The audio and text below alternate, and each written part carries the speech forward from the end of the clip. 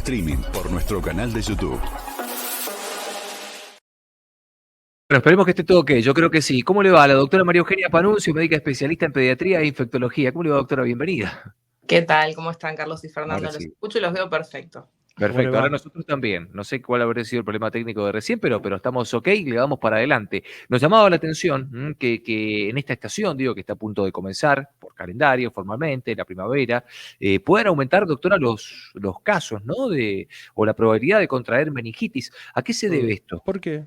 Así es. A ver, por un lado, las meningitis bacterianas en general se asocian con mayor cantidad de casos durante determinado momento del año, pero tengamos en cuenta que estamos hablando de una enfermedad que puede producirse en cualquier momento del año, ¿sí? Con quizás una mayor cantidad de casos, aparición de nuevos casos en estos meses, ¿no? Terminando el invierno y comenzando la primavera. Tengamos en cuenta que también estamos en un contexto muy particular y esto después de la pandemia se vio un descenso importante de las coberturas de vacunación y eso también puede ser otro factor asociado a que nos encontremos ante una mayor cantidad de casos. Tengamos en cuenta que cuando hablamos de meningitis, hablamos de que la mayoría de los casos son producidos por bacterias y que tienen vacunas disponibles. O sea, estamos hablando de una enfermedad que se puede prevenir a través de la vacunación y que estamos en un contexto en el que las coberturas de vacunación son muy bajas. Para todas las causas de meningitis bacterianas, que son 3, la cobertura de vacunación no supera el 80% en nuestro país, ¿sí? Tengamos en cuenta que, de hecho, en algunas provincias, para lo que es, por ejemplo, la vacunación de la dosis de refuerzo o mismo la vacunación del adolescente, la cobertura no supera el 50%. O sea, estamos hablando de una situación muy importante en relación al contexto que estamos viviendo. Por lo cual, acá siempre alentar a las familias a consultar con sus médicos, a chequear que el calendario de vacunación esté al día, porque más allá de cómo iniciaste este espacio, estamos en un momento del año en donde puede haber una mayor cantidad de casos y se viene reportando una mayor cantidad de casos en algunas provincias. Estamos hablando de enfermedades que podemos prevenir con vacunación. Fundamental el tema entonces de la vacunación. ¿Y qué factor ambiental o estacional particularmente, doctora? Bueno, si lo puede remarcar este detalle, ¿no? Que es un poco la consulta. ¿Aumenta la probabilidad de contraer meningitis?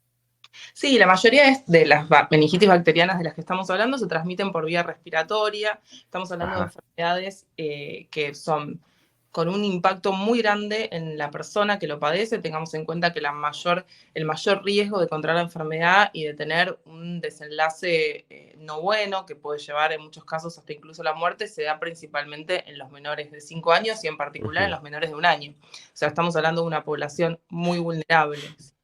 Y es una enfermedad que tiene unas características muy particulares, es una enfermedad impredecible en el sentido de que muchas veces los síntomas iniciales se pueden confundir con cuadros típicos de la infancia, porque puede haber fiebre, catarro, un poco de molestia y en pocas horas, lamentablemente, estos cuadros pueden evolucionar en forma crítica y llevará obviamente a requerir internación y en muchos de los casos hasta en terapia intensiva y lamentablemente el fallecimiento, ¿sí?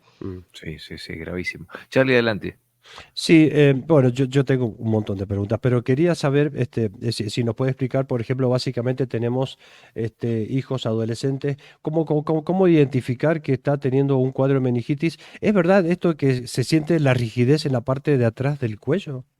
Es cierto también que muchas veces estos síntomas aparecen tras unas horas de iniciado el cuadro. ¿Qué quiere decir? Que en Ajá. general, la mayoría de las veces, por no decir en todos los casos, el cuadro se inicia, como dije en un principio, con síntomas que pueden ser comunes a otros cuadros, con fiebre, muchas veces hasta puede haber dolor de garganta y sí con el correr de las horas aparece lo que es lo típico de estos cuadros de meningitis. Y acá mencionaste la rigidez de nuca, pero sobre todo lo que va a ser en los chicos que puedan manifestarlo, ya estamos hablando por una edad mayor de 2, 3 años, que puedan decir que les duele la cabeza, ese es un Claro. síntoma particular, que pueda haber una molestia a la luz, que eso es lo que se llama fotofobia, y esto Ujú. tiene que ver con el compromiso de las meninges, que es digamos, la piel, por así decirlo, que recubre nuestro sistema nervioso, que está inflamado y eso genera un dolor y genera molestia a la luz. Pueden aparecer vómitos intensos, vómitos importantes, puede aparecer también un deterioro del sensorio, que quiere decir que ese bebé o ese chico por ahí está distinto a como él es habitualmente, puede estar más dormido o mismo más irritable, Ujú. que esto los padres que conocen a sus hijos, por supuesto, son los que más evidencian este cambio en la conducta y que es muy Claro. importante que ante estas pautas consulten. Y muchas veces también importante identificar que pueden aparecer algunas lesiones en la piel que son como unos puntitos rojos característicos, se llaman petequias o púrpuras, y ese puntito rojo es un poco más grande, y es muy importante que si los padres evidencian estas lesiones, y que estas lesiones al apretarlas no desaparecen, y es lo que hace que se llame petequia, consulten en forma urgente con el médico, ¿sí? Porque puede indicar que se esté padeciendo un cuadro de meningitis. Ahora, si el origen es bacteriano, es contagiosa, ¿no?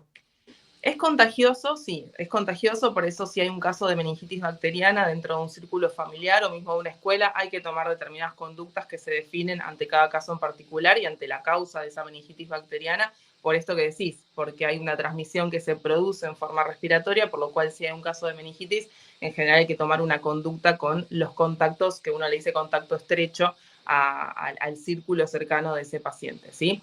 Y volviendo al inicio, tengamos en cuenta de que son enfermedades que podemos prevenir a través de la vacunación.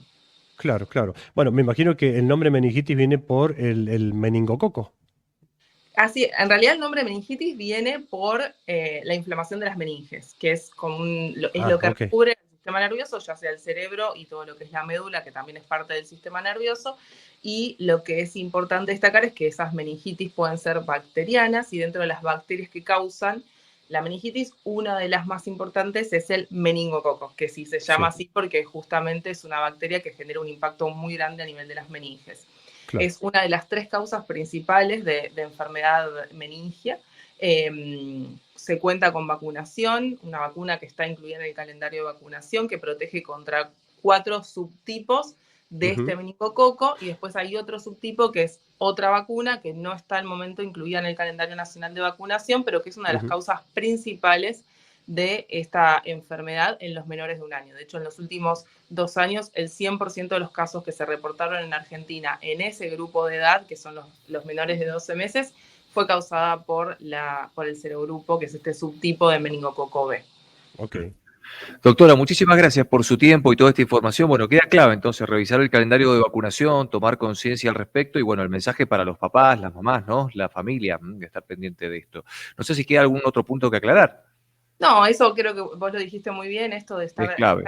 Por un lado, obviamente, a los síntomas estos que fuimos mencionando durante estos minutos, siempre consultar con el médico y siempre consultar con el médico y chequear el calendario de vacunación y ver si alguna vacuna está faltando que pueda hacer y que pueda prevenir esta enfermedad que puede ser tan grave, ¿no?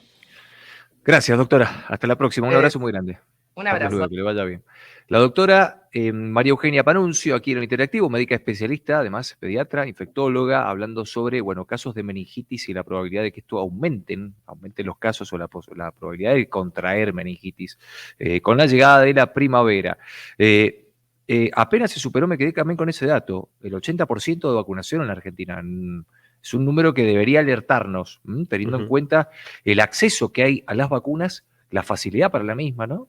Las advertencias por todos lados y lo mortal o fatal que puede ser. Claro, totalmente. O sea, atención en casa, mamá, papá, con esto, a no relajarse, a no descuidarse, porque no es un resfriado, ¿eh? No, totalmente. Y a tener a mano el número de emergencias coordinado para llamar mientras vos le pones paño frío a los chicos si tienen, por ejemplo, un episodio de fiebre muy alta y ante la sospecha de la meningitis, obvio. Total. Dejamos la entrevista completa para repasar en nuestra cuenta de YouTube, ¿sí? De Ciudadano News. Ya volvemos.